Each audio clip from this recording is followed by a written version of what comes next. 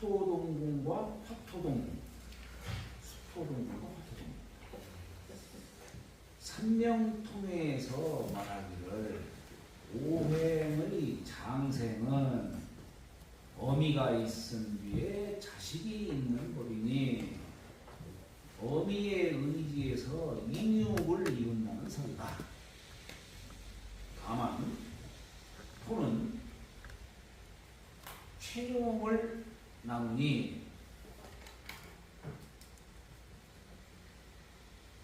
후덕재물 중기금괴에 나오는 용어예요. 땅괴, 덕으로 만물을 실른다라고 하는 이게 중기금괴에 나옵니다. 후덕재물에서 이 토가 만물을 실른다는 뜻으로 두터운 덕을 얘기하는 거예요.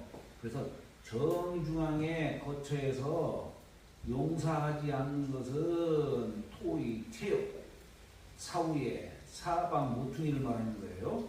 사유에 흩어져서 각각 사계절로 왕성하는 것은 토의 용사. 이게 무슨 얘기입니까? 제가 이거 너무 어렵게 쓴 것 같아요. 어렵게.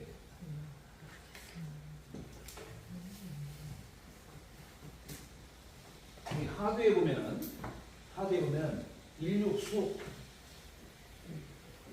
이칠화, 삼팔목, 사구금, 오십토.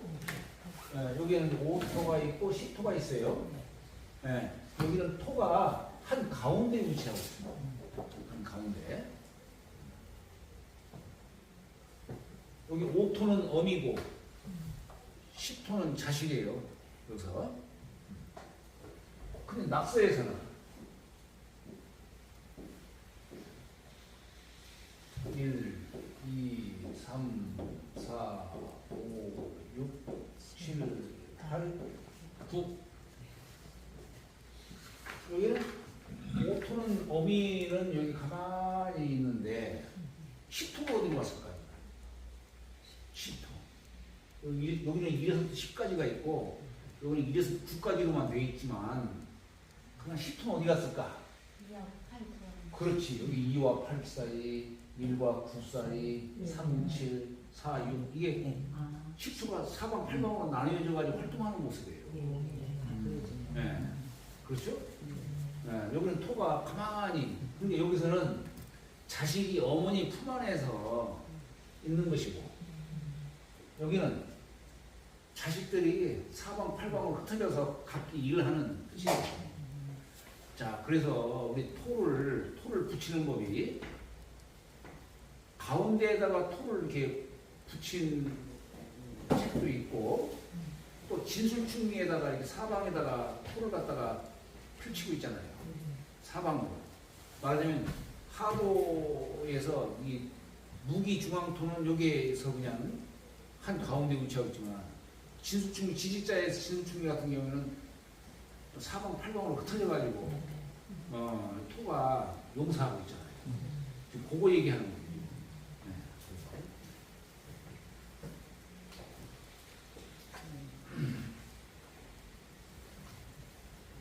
근데 이게 사실 이게 토에서 모든 게 다 나오는 거예요. 우리가 이 수, 화, 목, 금 이건 각기의 특성이 있어요. 속성이 있다는 얘기예요. 그래서 각각의 자리에 위치하고 있지만 토는 속성이 없어요. 예를 들어서 우리 수는 뭡니까? 수는 속성이 윤하는 속성이 있어요. 그 윤하라는 말 쓰죠? 네. 만물을 적시해서 아래로 흘러가려고만 하는 속성이 있는 거예요. 불은 염상이에요. 불꽃을 내면서 마른 뒤로만 자꾸 나가려고 하는 거예요. 건조한 데로 나가요. 이게 염상격이에요. 근데 목은 곡직이지. 나무는 수하에 둘 전기를 담았기 때문에 1과 2가 더해서 3이 되는 거 아니에요. 네? 수하에 이 두 기운을 담았기 때문에 요 목에는 물기운도 있고 불기운도 있어요. 그래서 나무가 때로는 곧기도 하고 굽기도 한다 이런 얘기예요. 네, 그래서 곡직격을 얘기하는 겁니다. 그 다음에 금은 종혁이라고 해요. 종혁. 네, 종혁.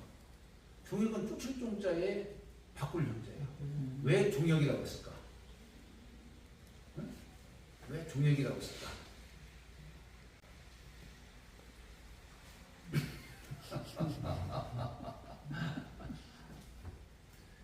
옛날 고등학교 대학교 때는 왜 그랬을까 하고 막 생각했을 텐데 나이 나셔가지고 그런지.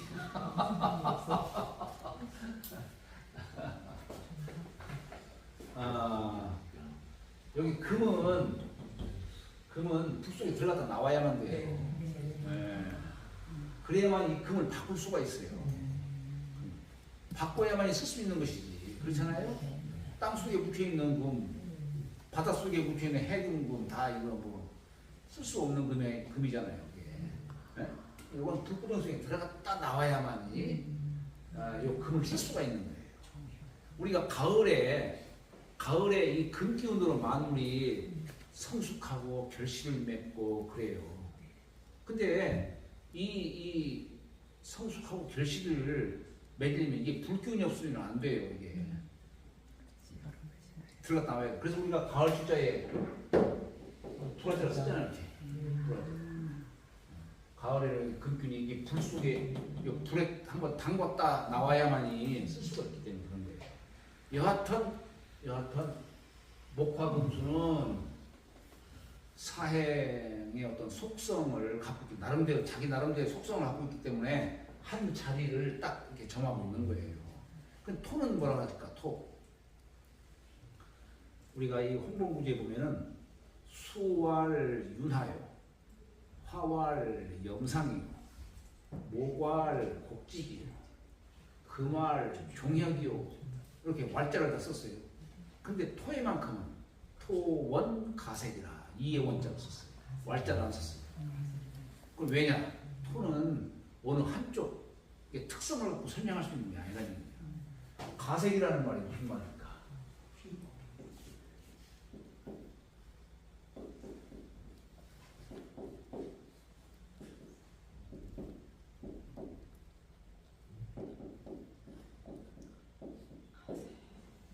있어요? 가색. 이건 심을까 거둘색 이거예요. 심을까 거둘색. 무엇을?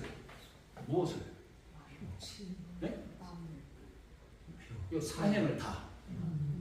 사행을 사행이 여기에서 토에서 생하고 사행이 토에서 완성을 한다는 얘기예요. 토에 의해서. 이 토가 아니고서는 생성할 수가 없어요. 어느 하나만 생성하는 게 아니에요. 다. 그래서 여기다 왈자를 안 썼어요. 왈자를 안 썼어요. 토원 가색이다. 이의 원자.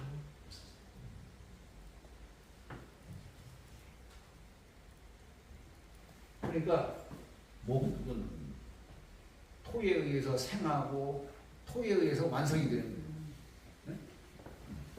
수도 토에 의해서 생하고 토에 의해서 완성이 되는 거예요.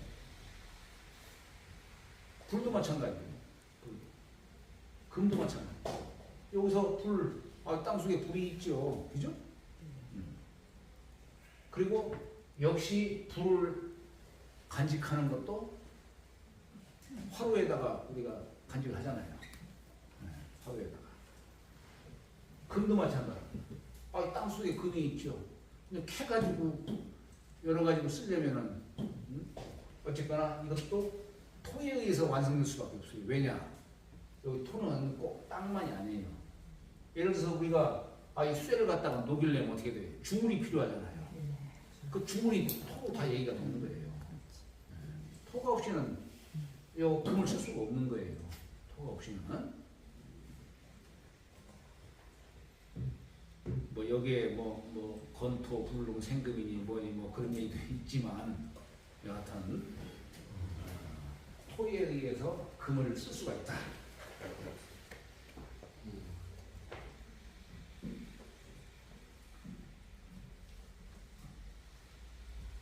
자. 그래서 여기에 후덕제문에서 정중앙에 거처에서 용서하지 않는 것은 토의 체요.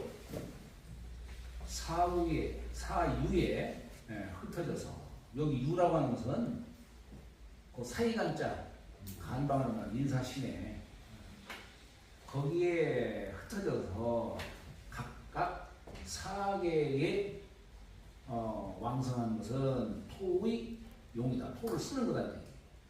그래서 우리가 오행 얘기할 때 이렇게 목, 화, 토, 금, 수. 이 토를 한 자리에다가 뒀지만 사실 여기는 한 자리가 아니고 좀 중궁으로 들어간 걸 갖고 얘기하는 거예요. 중궁으로 들어간 걸 갖고. 근데 우리가 이제 진짜 갖고 얘기할 때는 진술충이 다돼 각각 사계절에 그걸 쓴 것이죠. 그죠? 거기에 사유에 흩어진다는 얘기가 그런 뜻이에요. 체는 사에서 생에서 아비의 녹을 닫고, 이건 뭐냐면 아까 우리 코태법 얘기할 때에 가불 병정에 이렇게 거기에 코태법을 얘기하는데 무기가 병정과 똑같이 거기에 써놨죠. 네, 그건 이제 화토동공으로 쓴 거예요. 화토동공으로.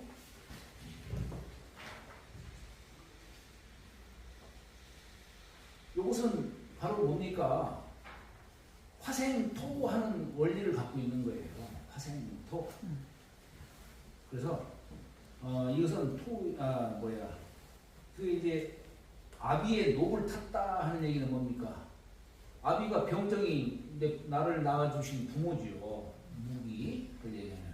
그러니까 아비의 녹이라는 게 뭐예요? 병녹은 제 사람, 병의 녹은 사에 있다라고 하는 그 뜻을 취해서 무토도 역시 병의 녹인 사를 이렇게 취할 수가 있는 겁니다. 아버지가 녹이 있으면 그게 다 자식 거지 뭐 누구 거. 네? 그런 얘기죠. 용은 이게 신에서 생한다라는 이 표현이 이게 제가 이게 번역을 좀 잘못한 겁니다. 신에서 생하는 게 아니라 신을 생한다. 신을 생한다. 이게 한문 그 산정통에 있는 걸 번역하다 보니까 어떻게 그냥 너무 간과를 해가지고 오히려 뜻이 그러다 보니 완전히 달라져 버리잖아요. 신을 생각, 토에서 신금을 생하죠. 그죠? 토에서 토생금 하니까 신을 생해서 부모의 자리를 유지하고 있기 때문에 그래서 수토가 신금을 생한다. 금을 생한다라고 하는 것은 음양가에서 여기서 말하는 음양가는 풍수비리가 말하는 겁니다. 태길가, 풍수비리가를 이렇게 얘기하는 거예요. 그래서 주로 풍수에서는 수토생신, 수토에서 금을 생한다라고 하는 것을 취하고 있고, 토생어사, 이건 화토동궁의 뜻으로 말하는 거예요. 화토동궁. 토가 사에서 생한다라고 하는 것은 의가 예설이다. 의가. 병을 치료하는 주로 의사들은 화토동궁을 쓰고, 저기 수토동궁은 풍수비리가 주로 쓴다. 그런 걸 얘기하는 겁니다. 문왕팔기를 살펴보면 토에는 곤토와 간토가 있다. 그러니까 이게 수토동궁, 화토동궁이 사실 문왕팔기에서 나오는 거예요.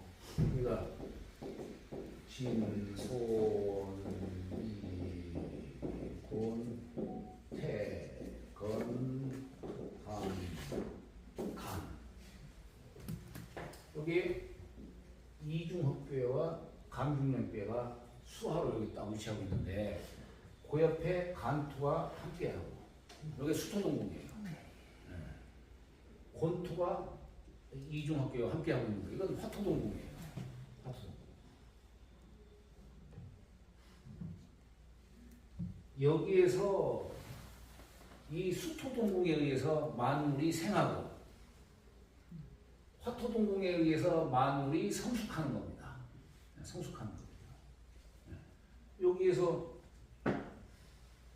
이게 여기 진목이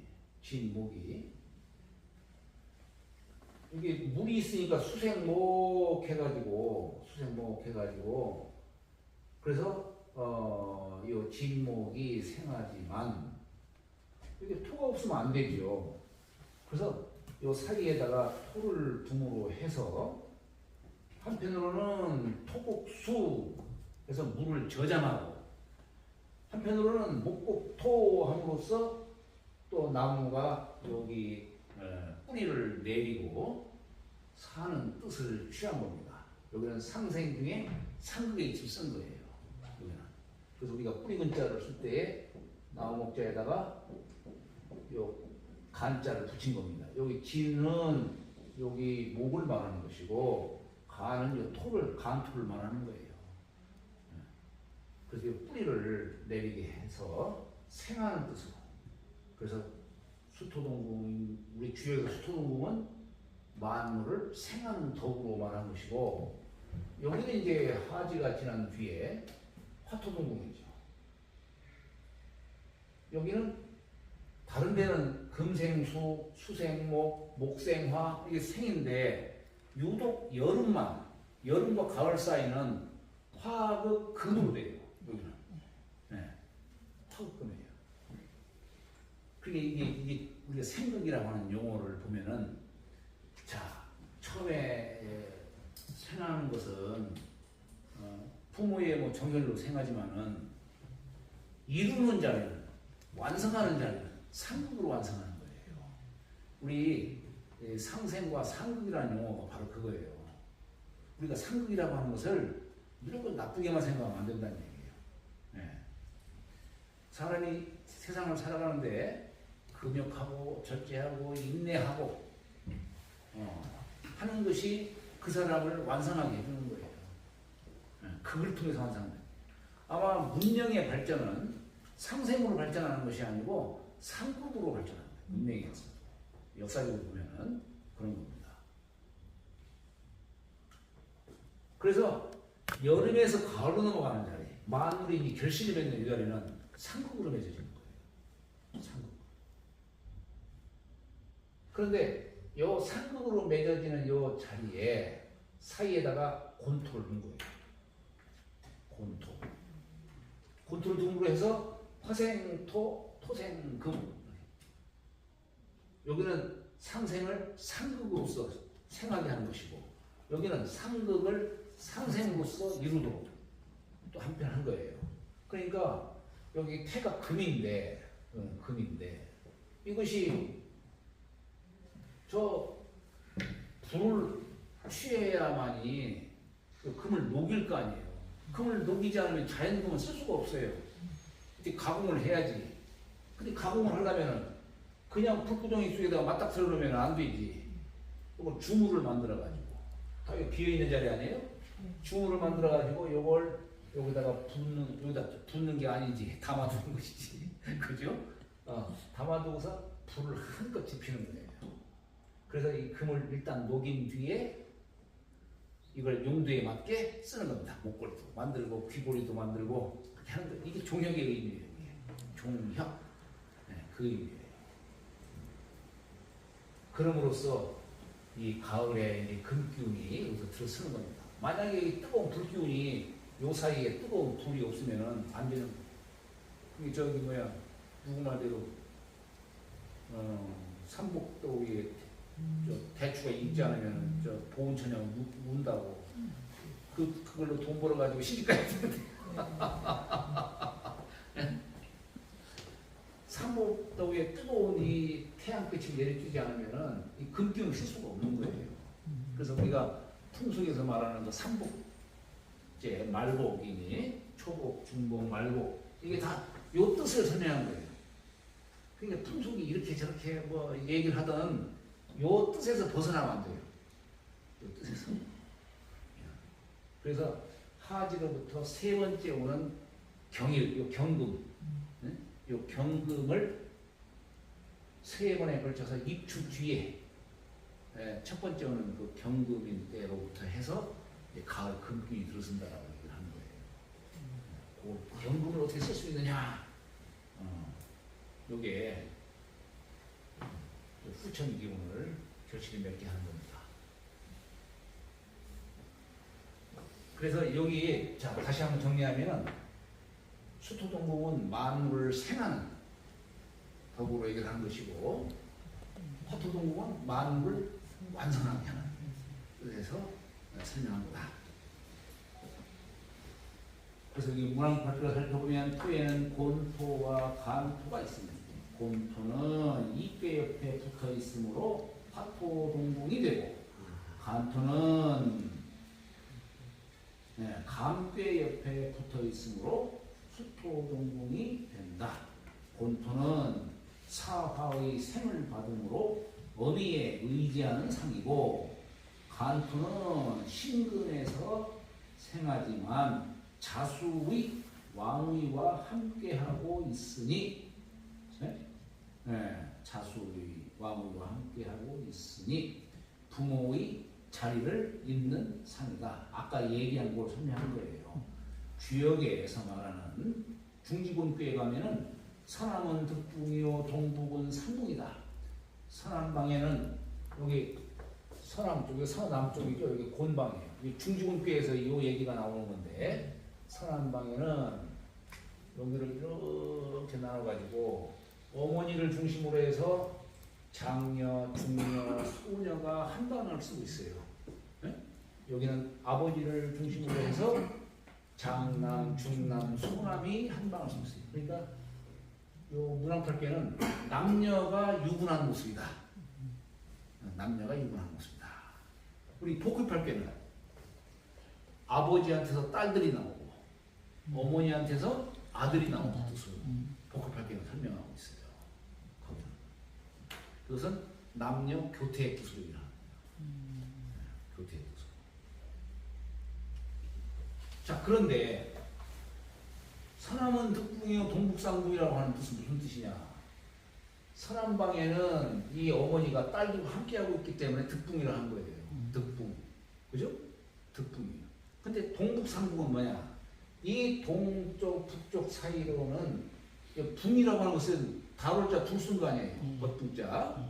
음을 뜻하는 거예요. 그러니까 내 딸들이 동북방으로 시집간다 이런 뜻이에요. 시집간다는 뜻을 말하는 거예요. 동북상북이라는 말이.